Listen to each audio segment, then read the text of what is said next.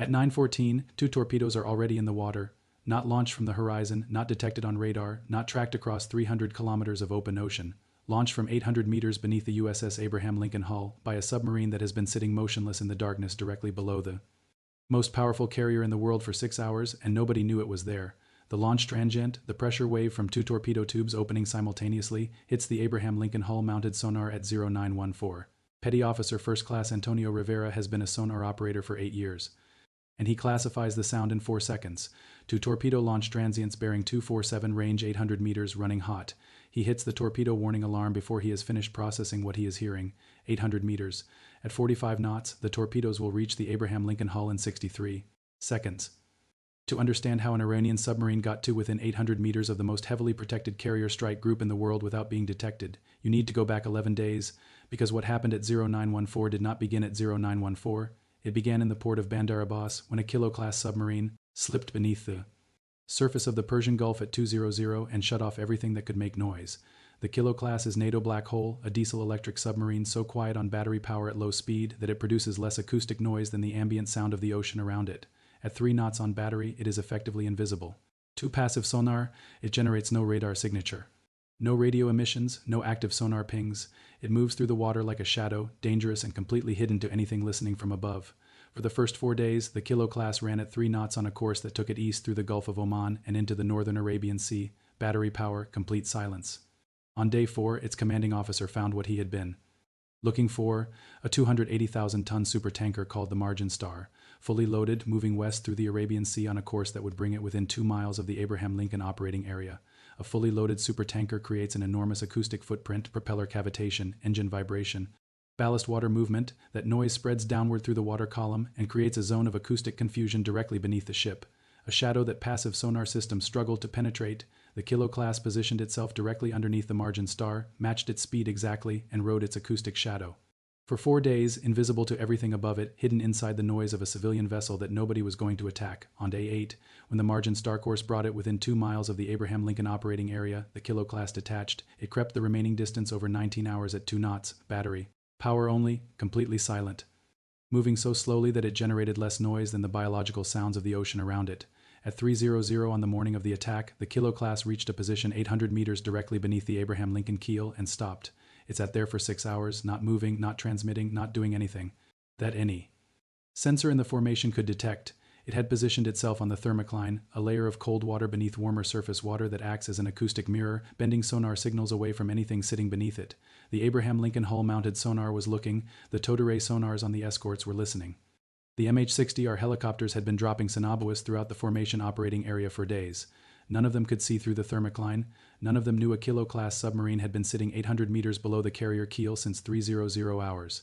At 9:14, the Kilo-class fired in the Combat Information Center. Tactical Action Officer Lieutenant Commander Hassanoui receives Rivera torpedo warning report at 0914, and the information it contains gives him exactly one possible option and not enough time to execute it perfectly. The Abraham Lincoln begins an emergency turn to starboard immediately, 100,000 tons of nuclear-powered carrier, pushing every shaft horsepower it has into changing direction fast enough to take the hull off the torpedo projected intercept points. The turn begins at 0914. At 28 knots, the carrier can move its hull a meaningful distance in 63 seconds, but meaningful is not the same as enough simultaneously.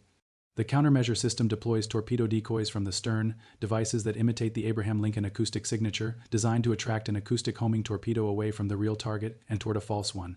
The first torpedo follows a decoy. Its acoustic seeker locks onto the false signature at 400 meters and pursues it away from the carrier, detonating harmlessly 280 meters off the port's turn. The explosion sends a shock wave through the water that the crew feels as a deep resonant shudder through the entire hull. The second torpedo does not follow the decoy. Its guidance system classifies the decoy correctly in 1.8 seconds. The acoustic signature is too consistent, too perfect, lacking the irregular noise variations of a real ship, and reacquires the Abraham Lincoln hull signature. It corrects course. It continues inbound, 40 seconds to impact. The carrier emergency turn has moved the hull 190 meters from its original position. The torpedo has already corrected for that. It is running straight and fast through dark water directly toward the Abraham Lincoln keel, and there is nothing between it and the hull, nothing on the surface. Lieutenant Commander James Porter has been airborne since 0845. His MH-60R helicopter has been conducting routine anti-submarine patrol south of the formation for 29 minutes. A standard precaution, a procedure the strike group runs every day, a mission that has found nothing in weeks of searching. The moment Rivera torpedo warning transmits formation wide at 0914, Porter already has the bearing 247, the same. Bearing Rivera classified. 800 meters. He has been listening to the formation passive sonar picture the entire patrol, and the launch transient that Rivera heard on the hull-mounted sonar also propagated upward through the water column and registered on the Sonabuoy Porter dropped at 852, 400 meters south of the Abraham Lincoln. Current. Position. He does not wait for orders. There is no time to wait for orders. At 9:15 60 seconds after the Kilo-class fired, 28 seconds before the second torpedo reaches the Abraham Lincoln hull, Porter releases a Mark 54 lightweight torpedo from 40 feet above the water on bearing 247. Directly over the Kilo-class last known position. The Mark 54 enters the water and its acoustic seeker activates immediately. It searches for 2.1 seconds. The Kilo-class has gone to emergency full power the moment it fired. Iranian doctrine, fire and run, create distance before the enemy can respond, but a diesel-electric submarine that has been running on battery power for 11 days at speeds between 2 and 3 knots has depleted batteries. Emergency full power on depleted batteries produces a small fraction of the speed a fully charged submarine can generate, and at emergency full power, the Kilo-class is no longer quiet. It is a loud, slow, desperate thing, making as much noise as it possibly can, trying to cover 800 meters of water before something finds it. The Mark 54 finds it in 9 seconds. The torpedo detonates against the Kilo-class pressure hull in the forward engineering compartment at 0915. The explosion ruptures the hull. Flooding is immediate and severe. The Kilo-class commanding officer activates the emergency blow system, compressed air forcing water from ballast tanks, but the flooding rate in the forward compartments exceeds what the system can compensate for. The submarine begins rising toward the surface, not because the commanding officer chose to surface, but because the flooding has made maintaining depth impossible. The second Iranian torpedo is still running, 18 seconds to impact. Porter has one Mark 54 remaining. He cannot target the torpedo directly. A torpedo moving at 45 knots through open water is not a realistic target for another torpedo, but he has been thinking about this since the moment he released the first Mark 54, and he has one option that has never been attempted operationally in the history of naval warfare.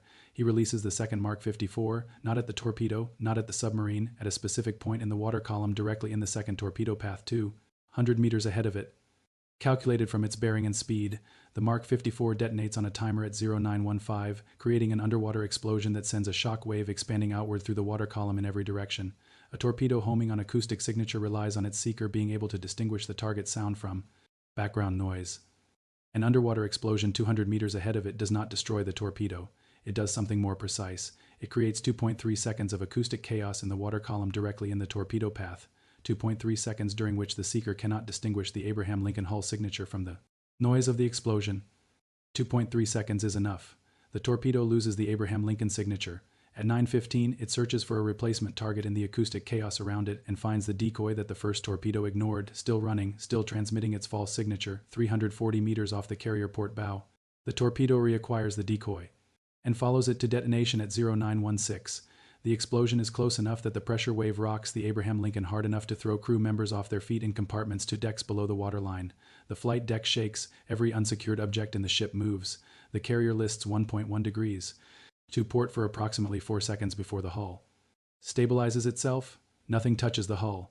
At 0917, the Kilo-class conning tower breaks the surface of the Arabian Sea in a surge of white water, now riding low and listing heavily to port, hydraulic fluid and fuel visible in the water around it.